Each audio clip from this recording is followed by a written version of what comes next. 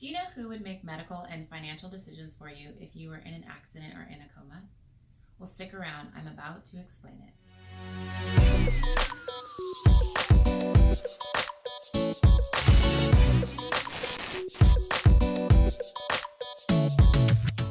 Hello, thank you so much for joining me for Incapacity Planning 101. You Have the Power series. This is the first video of this series.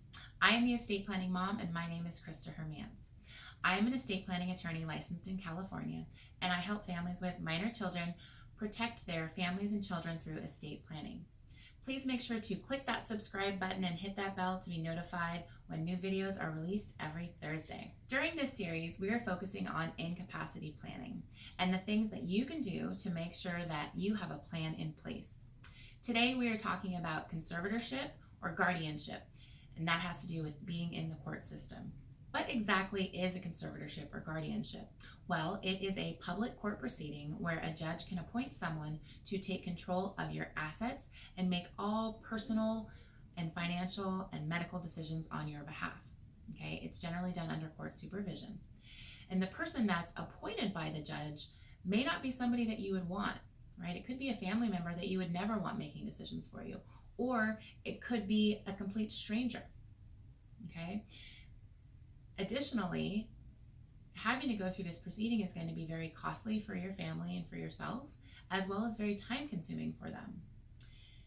In addition to that, having to go through this type of proceeding where a judge is making this determination of who is going to be in charge of making financial and health decisions for you, it takes away all of your rights and control. Okay, your family loses control if they're not the ones that are going to be in charge, and it may not be always what you want. So right now is the time for you to plan for incapacity. Right now, while you are healthy and you have the mental ability to make those decisions and put a plan in place, is the best time for you to be able to do that. In addition to that, being able to do it now allows you to identify those agents that you would want making health decisions for you, making financial decisions for you, and if there are any other decisions that you want. This is the time to plan now so that if something ever happened and you were incapacitated, you have the peace of mind knowing that you've already identified those agents, right? Those court proceedings aren't necessary because you have these documentations that state who you would want to be your agents. It also allows you the ability to document any wishes that you have outside of just identifying agents. But if there are special things that you would want, maybe, if you didn't want to be kept on prolonged life support or extreme measures in dealing with medical things, like these are all wishes that you can document. Okay, so how do you do it? How do you plan for incapacity? Well, there are a set of documents that you are going to be able to complete where you are able to identify all of these various roles for different decisions. And I'm going to be going over that throughout the course of this series with all of these documents and going through each one individually. But I will tell you what those documents are so you are aware. So the first one is a power of attorney. This is a document where you identify an agent to be able to make financial decisions on your behalf. The next document is an advanced healthcare directive. Some people know this as a living will.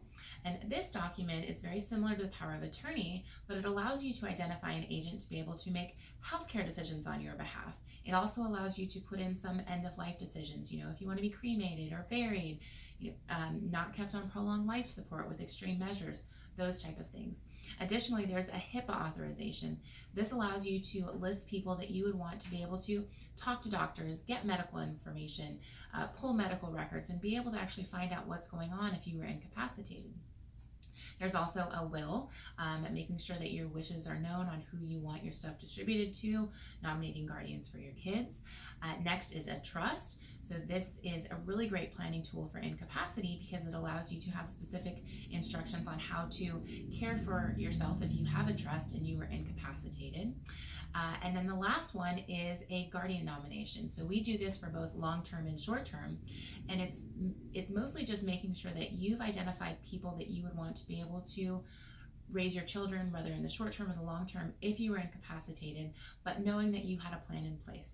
Like I said, I will be going through all of these documents with you over the course of this series and making sure that you understand all of the documents that can help you plan for incapacity.